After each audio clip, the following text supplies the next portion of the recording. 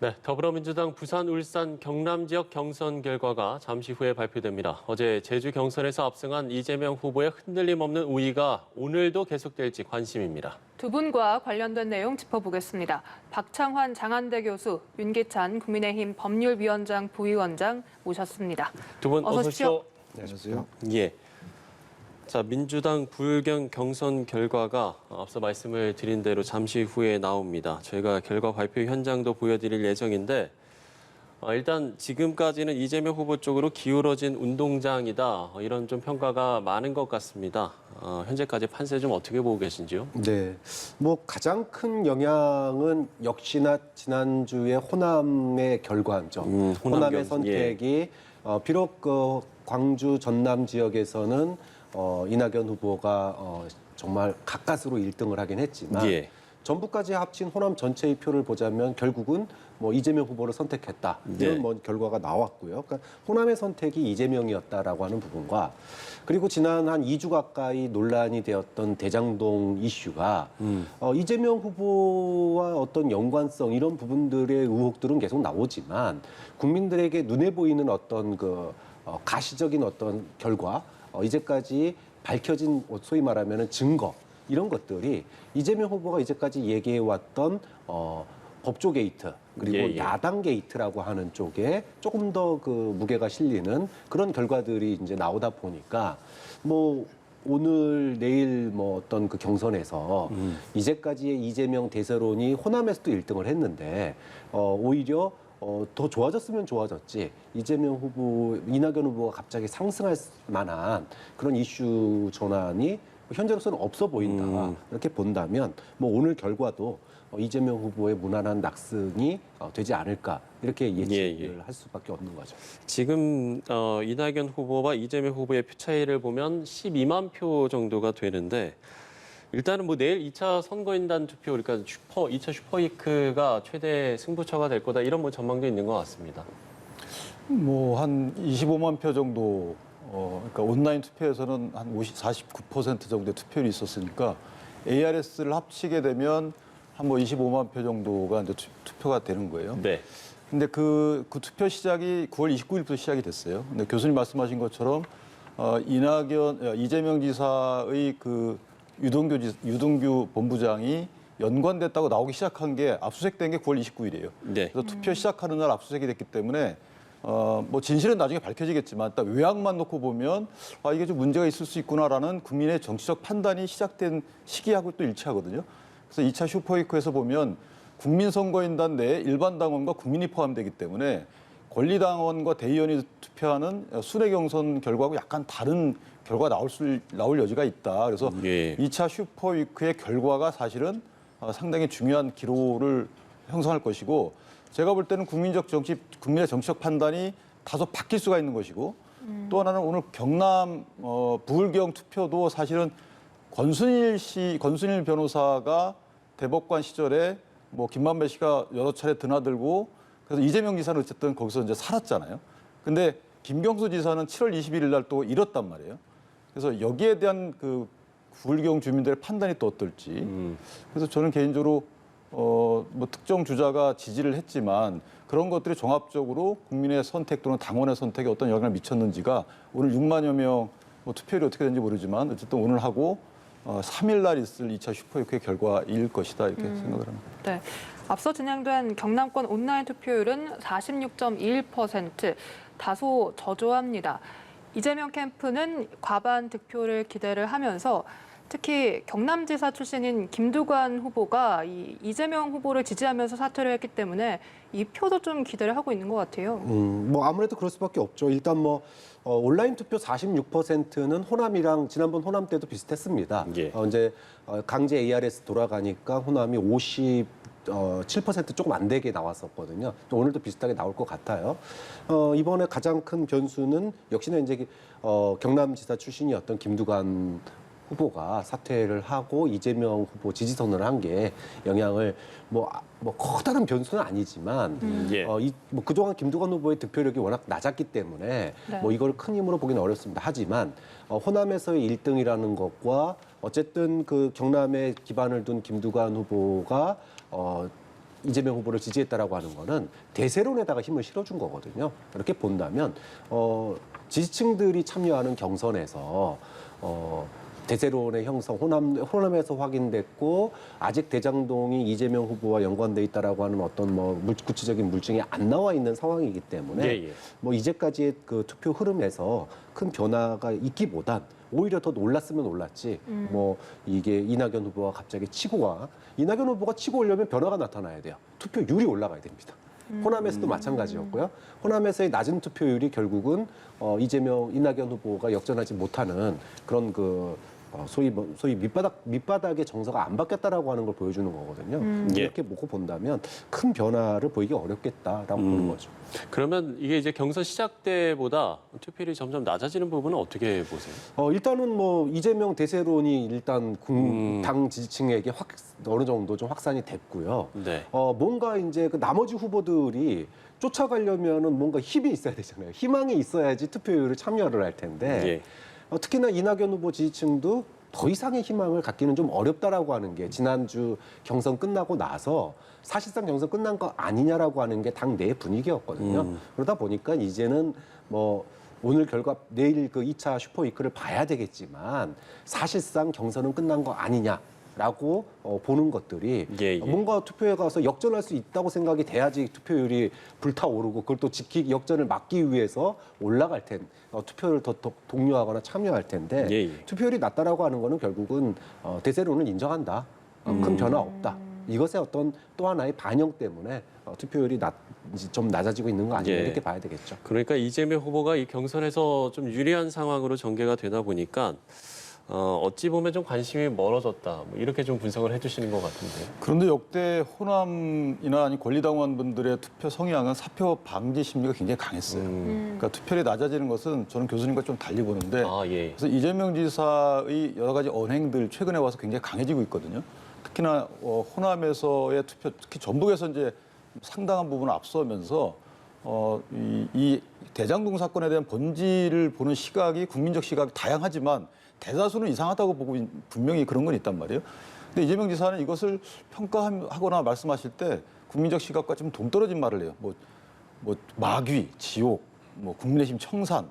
글쎄요, 저는 개인적으로 최소한 정책적 실패는 맞는 것 같은데 뭐 비리에 연관됐다 안 됐다는 수사 결과로 밝혀질 일이고 그리고 본인의 측근이라고 평가받는 뭐 본인은 부인하시지만 유동규 씨가 체포까지 됐단 말이에요. 그럼 거기에 대한 분명한 메시지를 내셔야 되는데도 불구하고 오히려 여러 가지 혼란스러운 말씀을 던진단 말이에요. 여기에 대한 국민의 판단이 또는 당원의 판단이 조금 투표율 조조로 이어진 게 아닌가라는 생각이 들고 또 하나는 이걸 수학적으로 계산해 보면 사실은 정세균 전 총리께서 이제 그만두실 때만 해도 상당히 이낙연 지사 측에 타격이 있었죠. 그런데 사실 50%가 되려면 이낙연 지사가 35%만 조금 넘고 나머지 분들이 15%를 좀 모아주시면 그럼 결선으로 가는 구조였는데 이제 정세균 전 총리께서 그만두시고 그다음에 김두관 전 지사께서도 그만두시고 그러다 보니까 이게 모수가 이제 딸리는 거죠. 그런데 문제는 추미애 전 장관이 이제 아직도 10% 이상을 좀 유지하고 있고 여기서 만약에 이낙연 지사가 40%까지 본인이 이제 38에서 40%까지 지지율을 끌어올릴 수 있다면 결선으로 갈 수 있는 여지가 있어요. 근데 저는 그 전제가 뭐냐면 교수님하고 의견이 같은 게 이낙연 지사가 좀 뭔가 변해야 돼요. 그 중에 하나가 이재명 지사하고 공약적인 측면에서 크게 차이 나는 게 없어요. 규제, 뭐 예를 들면은 뭐 토지 공개념. 이재명 지사 크게 차이가 나는 게 없거든요. 근데 현재 국민들이 뭐가 힘들어하는지에 대해서 뭐 전세값 뛰는 거 어떻게 할 건지. 그러니까 토지 공급은 상당한 실이 걸리니까 이건 모든 주자가 다 주장을 합니다. 대단히 토지 공급을 하겠다. 이거는 차별화가 안 돼요. 그렇다면 현재 전세값 이거 대출 규제 이거 어떻게 할 거고 거리두기 어떻게 할 거고 이런 현재 오늘날 국민들이 바라보고 있는 뭐 필요로 하는 이런 정책적인 전망을 좀 주셔야 되는데 그런 것과 없다는 거죠. 또 하나는 미래 청년 세대에 대한 본인이 소구할 수 있는 이런 정책도 없어요. 예를 들면 2007년 노무현 대통령께서는 복지부 장관을 통해서 연금 개혁을 시도했단 말이에요. 국민연금 개혁을. 상당히 사회적 반발이 있고 민감한 이슈죠. 그런데 청년 세대를 위한다고 하면서 사실 청년 세대가 생각지 못하는 그래서 어른들이 챙겨줘야 되는 이런 연금 개혁 등 공무원 연금 개혁, 국민연금 개혁, 군인연금 개혁, 사무연금 개혁 이런 것들에 대한 비전이 안 보인다는 거예요. 그래서 지금은 이제 승부수를 던져야 될 때다, 이낙연 지사도. 예. 그래서 본인이 총리 시절에 여러 가지 연관돼 있겠지만 문재인 정부가 실패한 정책에 대해서 반성을 하면서 그걸 정책에 반영하는 이런 승부수를 띄어야지만 지지율이 좀 오르지 않을까라는 생각을 개인적으로 합니다. 네. 그런데 어제 이낙연 캠프의 30 의원이 이 대장동 개발 사업 관련해서 제보가 많이 들어오고 있지만 공개할 수 없어 답답하다 이런 언급도 했고요. 그리고 앞서 말씀하신 대로 이 무효표에 대해서 이의를 제기하기도 했습니다. 이건 좀 어떻게 보십니까? 뭐 제보가 많이 들어왔는데 공개할 수 없어서 답답하다. 정말로 그게 결정적인 증거가 있는 제보라면, 그러니까 결정적이진 않더라도 뭔가 증거가 있는 제보라면 저는 안 밝히는 게 오히려 더 이상하다고 봐요. 밝혔을 거다. 수많은 제보가 있지만 예. 그럴듯한 그림들은 그려질 수 있겠지만 거기에 따른 그것을 뒷받침할 수 있는 증거가 나오지 않는 이상은 이거 공개할 수 없는 거죠. 지금 그렇지 않아도 경선에서 이낙연 후보가 사실상 야당의 공세에 편승하는 거 아니냐라고 하는 비판 때문에 이낙연 후보가 지금 상승세를 못 탔거든요. 그런데 여기서 또 증거 없는 의혹을 갖다가 만약에 낸다. 그러면 그건 오히려 무덤을 파는, 경선에서 무덤을 파게 되는 결과를 낳기 때문에 그걸 알고 있기 때문에 지금 답답하다 이렇게 얘기를 하는 거고, 결국 할 수 있는 거는 아까 윤기찬 위원님 말씀하셨던 것처럼 결선 투표로 가기 위해서는 이제 본인이 잘하는 방법과 그 다음에 어떤 상황을 갖다가 변화시키는 방법이 있는데 그 상황 변화가 따져보니까 사퇴 때문에 본인이 40% 얻어도 이게 쉽지 않겠다. 라는 게 된다면, 그럼 본인이 최대한 40%를 얻는다라고 하는 목표를 가지고 무효표를 갖다가 모수에서 제외하는 뭐 그런 방법, 그러니까 제외하는 게 아니라 이제 다 넣어서 다시 계산하면 네. 이렇게 되면은 50%는 어떻게든 좀 막을 희망이 생기는 거잖아요. 희망이 생겨야지 2차 뭐 슈퍼위크든 3차 슈퍼위크든 수도권에서 뭔가 그 50% 마지노선을 갖다가 막기 위한 행동을 할 텐데 이 희망마저 없으면은 내일 결과로 끝나버릴 수 있단 말이에요. 예. 그렇기 때문에 무효표 처리를 갖다 계속 붙잡고 늘어지는 겁니다. 이거 처리 안 되는 순간 캠프가 내일 결과 남과 동시에 캠프가 이완돼 버릴 거예요. 그렇기 때문에 지금 이낙연 캠프 측에서 무효표 가지고 문제 제기를 하는 건 캠페인을 갖다가 경선 캠페인을 유지하기 위한 하나의 어떤 전략적인 기로에 섰기 때문에 이 얘기를 끝까지 물고 늘어질 수밖에 없는 뭐 그런 궁색한 상황이 됐다 이렇게 얘기할 수밖에 없죠. 근데 저는 사실 그 무효표는 문제가 있다고 보는데, 물론 당원 단계 이렇게 돼 있기 때문에 사실 어폐가 있어요. 왜냐하면 모수에서 제한한다는 것은 결선 투표제도에 맞지 않는 건 분명한데, 당원 단계가 돼 있기 때문에 저 문제 제기는 지금은 하는 건 의미가 없고, 저게 전체 투표수가 28,000표뿐이 안 돼요, 무효된 게. 그래서 결국 200만 표 중에 28,000표이기 때문에 국민 시각에서 볼 때는 그게 그걸 좌우할까라는 이런 생각을 갖게 되거든요. 따라서 저 부분을 오랫동안 끌고 가는 것은 저는 이낙연 지사한테 결코 유리하지 않다 이렇게 생각합니다. 네. 이런 가운데 이재명 후보는 이 화천대유와 관련해서 정면 돌파를 계속 선택하고 있습니다. 보니까 녹취록 걱정도 없고 유동규 전 본부장에 대해서도 신속 수사하라. 그러면서 합수본 설치는 찬성을 한다라는 입장을 밝혔습니다. 좀 어떻게 평가하십니까? 네, 뭐 이재명 후보로서는 이제까지 나는 공공으로 그 개발을 이익을 환수하기 위해서 최선의 노력을 다했고 그리고 돈 한 푼 받은 적 없다 이렇게 얘기를 해왔기 때문에 뭐 계속 그 스탠스를 유지해 나갈 수밖에 없습니다.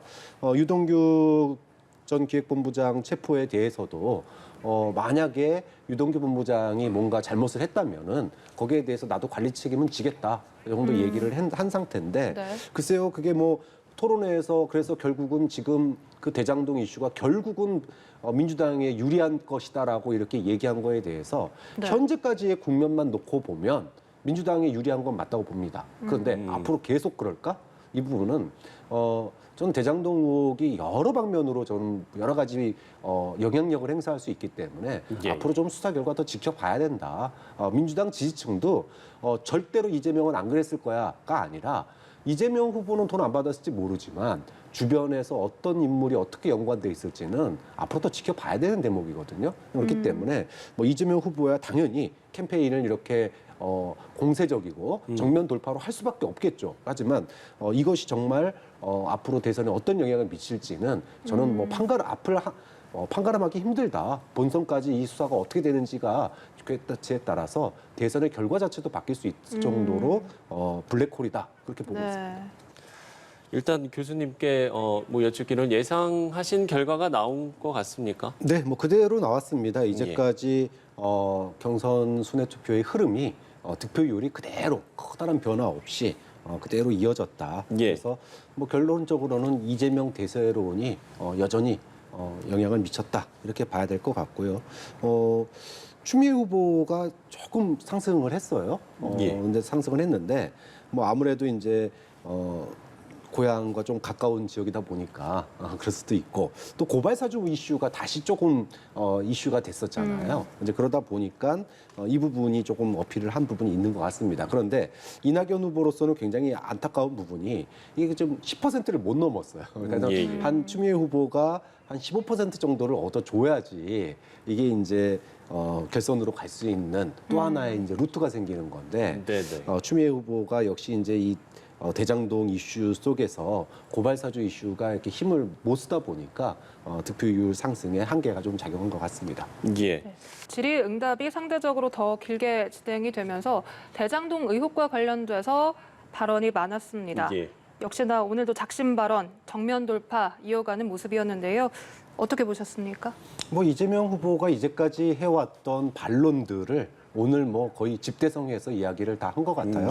뭐 그 중에서 좀 가장 눈길을 끄는 부분은 역시나 당시에 이제 성남도시개발공사 본부장을 지냈던 분에 대한 구속 관련된 이야기 이 부분일 것 같아요. 이제 아까 이제 이재명 후보 이야기는 이것이 당시에 그 성남도시개발공사 당시에 벌어진 어떤 유착관계인지 아니면 이것이 이제 그 경기관광공사 사장을 지내다가 그만두고 난 이후에 어떤 그 화천대유 측과의 그 소위 돈 관계가 있었는지 뭐 본인 말로는 11억 정도를 빌렸다 이렇게 얘기를 하고 있기 때문에 그 부분에 대해서 얘기가 나오면은 입장을 밝히겠다 이렇게 얘기를 했으니까 아마 조만간에 이재명 후보와 유동규 씨의 어떤 관계 또 유동규 씨의 어떤 구속에 대한 입장 이런 부분들이 아마 일주일 정도 안에 나오지 않을까 이렇게 좀 시간적으로 본다면 그렇게 예측이 되네요.